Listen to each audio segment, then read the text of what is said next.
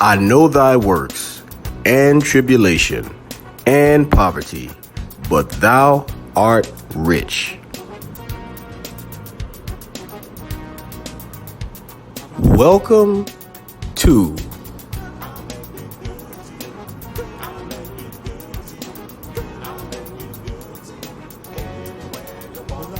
the Black Excellence and Abundance Channel.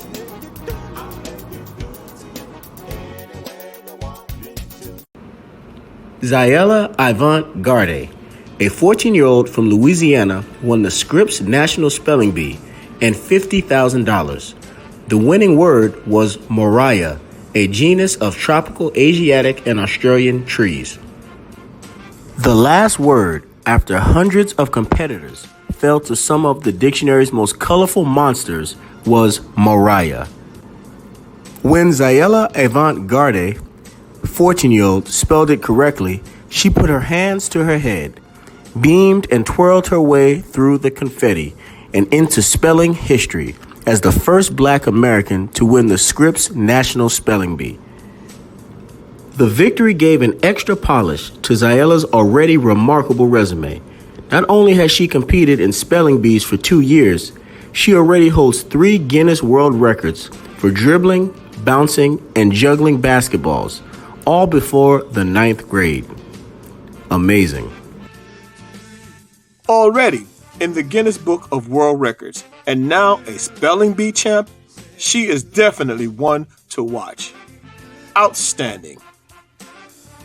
And she's only 14 years old.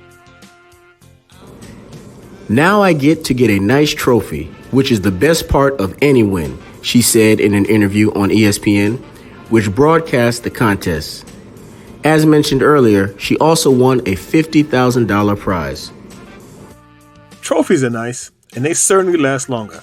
But in my humble opinion, I think the $50,000 is the best part of that win. But that's just me.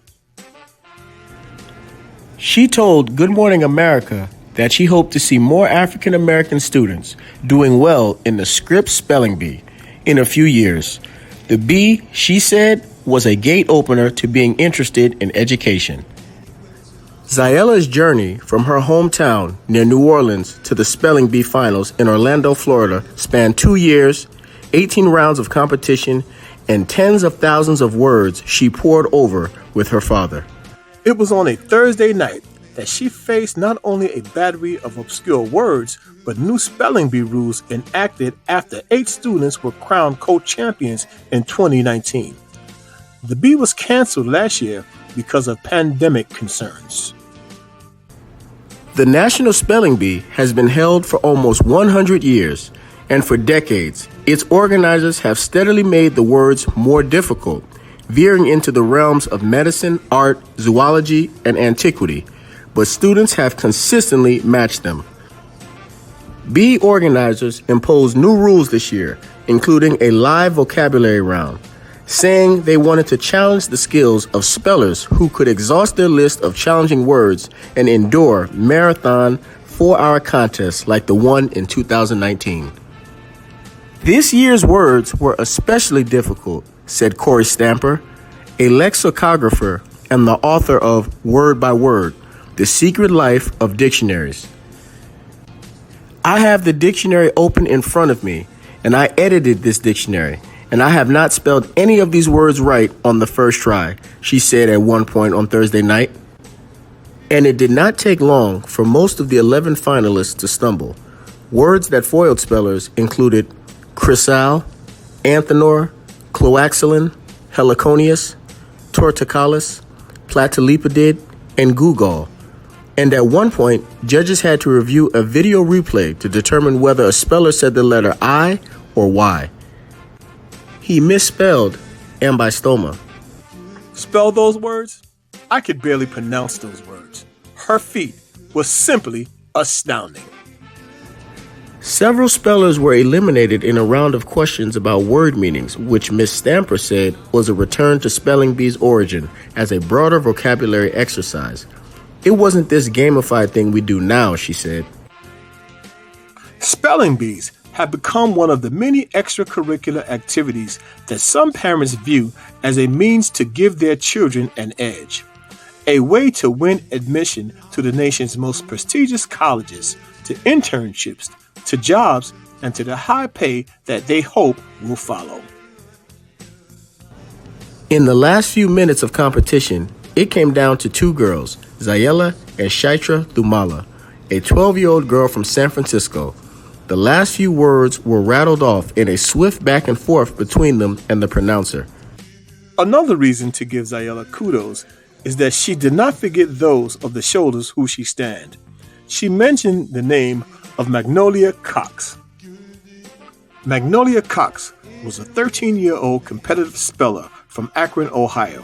A black girl some believe was robbed of the title in 1936. Cox was the first black student to spell her way into the national finals, which was then coordinated by a different organization. As she advanced through the competition, some of the judges grew uncomfortable as she spelled word after word correctly. When she missed the word nemesis, the Greek goddess of revenge, a reporter following the girl through the contest protested. A reporter of all people. He argued that proper nouns were not supposed to be among the words competitors were asked to spell. The objections were rebuffed with just 5 spellers left in the contest. Cox was out. And she wasn't the first black contestant challenged in a controversial way. In 1908, Marie Bolden, a 14-year-old black girl from Cleveland, won the National Spelling Bee when the contest was held in her hometown. Bolden, like Cox, was the only black competitor part of the team produced by the city's integrated schools. At the time, the bee was organized by the National Education Association and revolved around the city's teams, though the individual speller with the most spelled words correctly won the top prize. Bolden's participation particularly angered the group from New Orleans. They demanded Bolden's ouster. They threatened to leave. Bee organizers persuaded them to stay. Among the words the contestants were asked to spell were Negroes, prejudice, separate, preserve, misspell, and embarrass.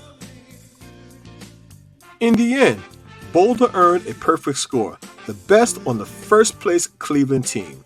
New Orleans took third. The Cleveland Journal, a now-defunct black weekly newspaper, reported that black people across the country were elated by young Marie's win. New York Times declared, "Colored girl wins big spelling bee." But unhappy about Bolden's victory, New Orleans mayor barred a celebratory spelling contest planned at a black local church. Later, scrutiny of the written portion of the contest revealed that a proctor had offered a wrong definition of the word capital. On review, the 2 Cleveland students emerged with perfect scores. As a Cleveland Plain dealer explained in a 2017 story, Marie lost her formal title but was allowed to keep her gold medal. And we know these are 2 cases of miscarriages of justice, of black excellence denied. Thankfully, no one is going to deny Zaila. I look forward to the day when we compete in spelling bee contests the way we compete in sporting contests. I predict that we will begin to see more and more black spelling champions. The Black Excellence and Abundance Channel, where black history is every day. Thanks for watching. Please remember to like, comment, share, and subscribe. And remember, thou art rich.